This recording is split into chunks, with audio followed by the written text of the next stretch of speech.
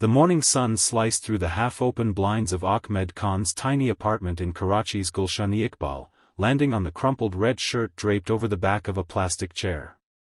Ahmed, 32, unshaven, eyes still puffy from another 4-hour sleep, shuffled into the kitchenette. The shirt wasn't his. It was too small, too bright, too expensive. And it smelled faintly of jasmine and something sharper, success. He froze. Last night came back in shards, the wrong number, the flirty text meant for Saba from the bakery, the immediate buzz of his phone, the knock on the door at 11:57 p.m., the woman in the charcoal blazer standing in the rain with wet hair and fire in her eyes. "Delete it," she had said, voice like ice cracking. "Delete the message, Mr. Khan, or I sue you for harassment."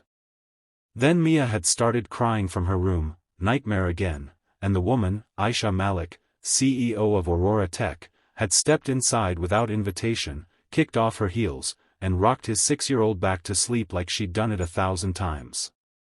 Now the red shirt, his only clean one from yesterday, was on her. Ahmed's mouth went dry. "That's mine." Ayesha turned from the stove, spatula in hand, the shirt sleeves rolled to her elbows, the hem brushing her thighs. "Your daughter insisted the purple kurta made me look like a grape. This was the only thing that fit." She flipped an omelette with the precision of someone who closed million-dollar deals before breakfast. "Sit. Eat. Then we delete the text and pretend last night never happened." But Mia bounded in, pigtails bouncing, and wrapped her arms around Aisha's legs. "Auntie CEO made cheesy eggs. Baba, she said she'll take me to the big park with the rocket slide." Ahmed's heart performed a slow, painful somersault. He had not asked for this. He had not asked for the layoffs at the steel mill, for the medical bills that swallowed his severance, for the nights he counted coins to buy Mia's inhaler. He had definitely not asked to accidentally text the most untouchable woman in the city. "Hey beautiful, kids asleep, wine open, your place or mine?" Winking face asterisk. 5 minutes. That's all it took for Ayesha Malik to trace the number, pull up his address from some corporate database, and appear on his doorstep like a red-bottomed hurricane. Now she was buttering toast with the same hands that signed contracts worth more than his life. Ahmed sat. The omelette was perfect. Ayesha slid a glass of dud soda across the table. "Hydrate. You look like death." Mia giggled. "Baba always looks like death before coffee." Ahmed managed a laugh that hurt his chest. "Ayesha, I'm sorry. The text, it was a mistake. My friend gave me the wrong. Save it." She wiped Mia's mouth with a paper towel. "I overreacted. My father used to send worse to my mother." She kept screenshots. Her voice dipped, something raw flickering behind the steel. "I came to threaten you. Instead I borrowed your shirt." Silence pooled between them, thick as the humidity outside. Then Mia tugged Aisha's sleeve. "Will you stay for my school play? I'm the son. I have 3 lines."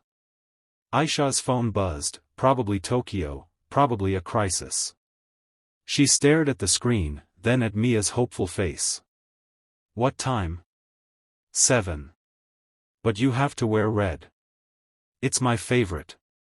Ahmed watched the CEO of Aurora Tech type reschedule Tokyo without hesitation. That was the first crack in the ice. The next 3 months unfolded like a fever dream, neither of them scripted. Aisha showed up for the play in a crimson blazer, clapping loudest when Mia forgot her lines and improvised a rap about photosynthesis. She started dropping by after board meetings with takeout from bays on Boat Basin, claiming she needed carbs after dealing with men in suits. Ahmed learned she hated olives, loved old Noor Jahan songs, and cried at the end of Toy Story 3. He learned other things too. Like how Aisha's mother died when she was 12, leaving her to raise 3 younger brothers while their father built an empire on her childhood. How she slept 4 hours a night because empires don't pause. How the board whispered she was too cold to lead, too unmarried at 35, too female. Ahmed, in turn, let her see the cracks in his own armor. The way he still set 2 plates at dinner out of habit. The voicemail from his late wife he couldn't delete. The nights he sat on the balcony counting stars because the ceiling felt too close. Mia became their fragile bridge. When asthma flared and the government hospital turned them away for lack of beds, Ayesha's driver appeared at 2 a.m. with a nebulizer and a pediatrician who took cash under the table. Ahmed tried to pay her back. She tore the check in half. Consider it hazard pay for wearing your ugly shirt. But the shirt became a running joke. She kept borrowing it, after spilled coffee, after surprise rain, after Mia's paint explosion during art class. Ahmed bought 3 more in the same shade just to keep up. The city noticed. Paparazzi snapped Ayesha Malik leaving a modest apartment block at dawn, hair in a messy bun, red shirt untucked. Headlines screamed, Ice Queen melts for mystery single dad, her stock dipped. Investors panicked. The board called an emergency meeting. Ahmed saw the news on a cracked phone screen while stirring dal. His stomach sank. That night she arrived without knocking, eyes red-rimmed. They want me to choose. The company or this. She gestured vaguely at the peeling wallpaper, at Mia asleep on the couch clutching a stuffed rocket. Ahmed's voice came out rough. Then choose the company. We were never. Don't. She stepped closer, the red shirt wrinkled from a 12-hour war in a glass tower. Don't you dare finish that sentence, Ahmed Khan. I have spent 15 years proving I don't need anyone. Then your daughter asked me to braid her hair and I realized I've never let anyone touch mine. He reached out, thumb brushing a tear she hadn't let fall in public since she was 12. I can't be the reason you lose everything you built. You're not. You're the reason I remembered why I built it. The kiss happened in the narrow hallway, between the smell of dal and the hum of the old fridge. It tasted like fear and dud soda and second chances. But empires don't surrender quietly. 2 weeks later, Ayesha's largest investor, a textile tycoon with political claws, leaked doctored photos, Ahmed leaving a bar with a woman who wasn't Ayesha. The woman was his cousin, the bar was a birthday party, but truth drowned in the comments section. #Aurora scandal trended. Ayesha was summoned to London. Clean house or step down, they said. Ahmed packed Mia's inhaler and her favorite red hair tie, ready to disappear. That's when Ayesha did something no one expected. She called a press conference.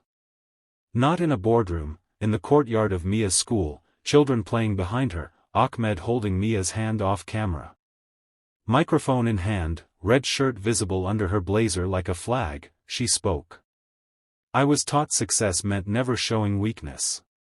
Never needing. Never loving out loud.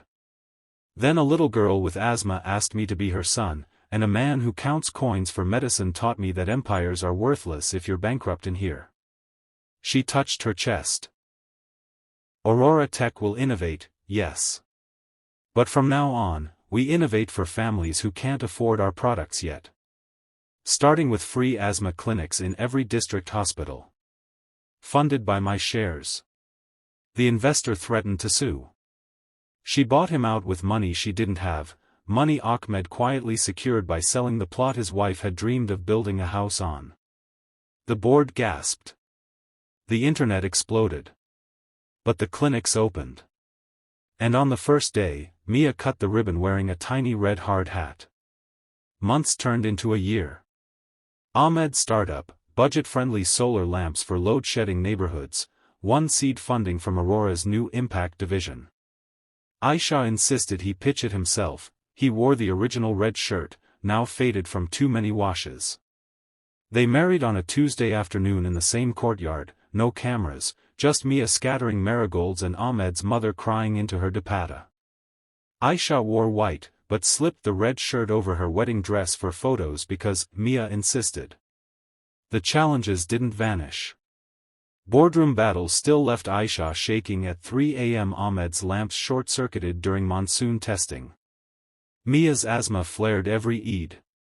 But they fought side by side, her spreadsheets, his soldering iron, their daughter's laughter the only KPI that mattered.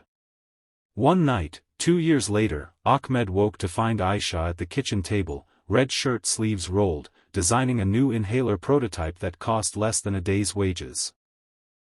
He wrapped his arms around her from behind. "Remember when you threatened to sue me?" She leaned back, eyes soft. "Best mistake you ever made." Outside, Karachi hummed, traffic, azan, the clatter of lives interlocking. Inside, a single dad and a former ice queen built something warmer than any empire. And the red shirt? It hung in their closet, patched at the elbow, a quiet monument to the morning everything changed.